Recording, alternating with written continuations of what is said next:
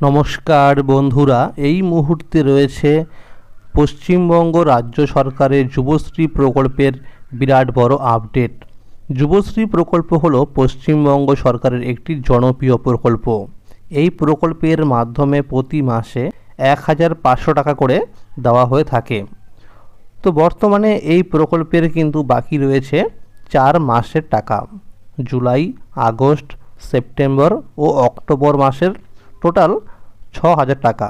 তো এই 4 মাসের টাকা কবে থেকে দেওয়া হবে সেই বিষয়ে সঠিক আপডেট, এছাড়াও অ্যানেক্সার 3 সংক্রান্ত কিন্তু কিছু আপডেট জানানো হয়েছে আজকের এই গুরুত্বপূর্ণ ভিডিওটির মাধ্যমে।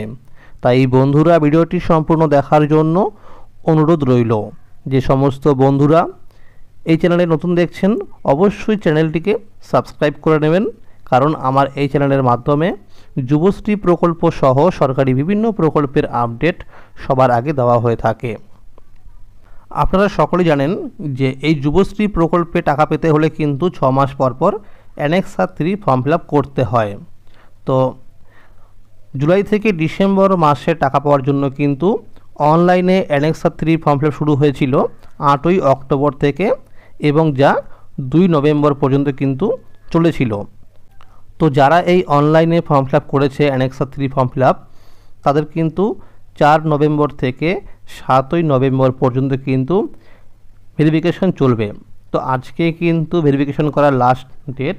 তো যাদের এই ভেরিফিকেশন করার পরে অবজেকশন লিস্টে নাম থাকবে, তাদের কিন্তু 11ই নভেম্বর 2025 তাদের মোবাইল নম্বরে কিন্তু SMS করা হবে যে তাদের নাম রয়েছে অবজেকশন লিস্টে।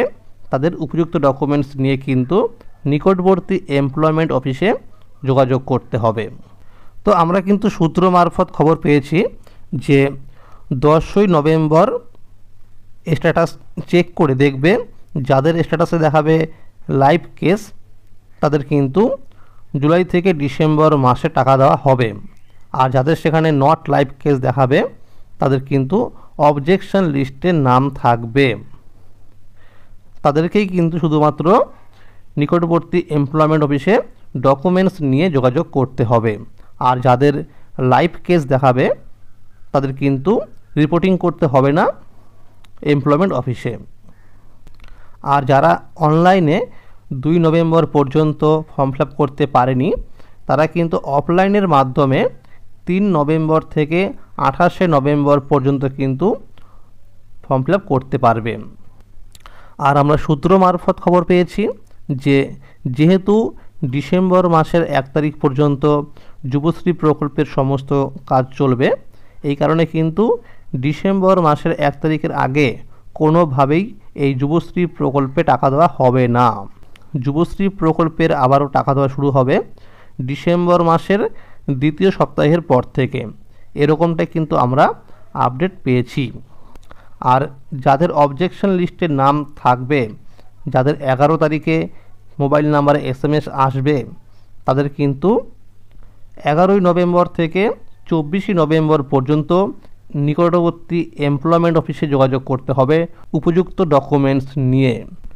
রিপোর্টিং করার পরে যদি প্রয়োজনীয় কাগজপত্র দেখাতে না পারো, তাহলে কিন্তু তোমার নাম যুবশ্রী প্রকল্প থেকে বাদ দেওয়া হবে।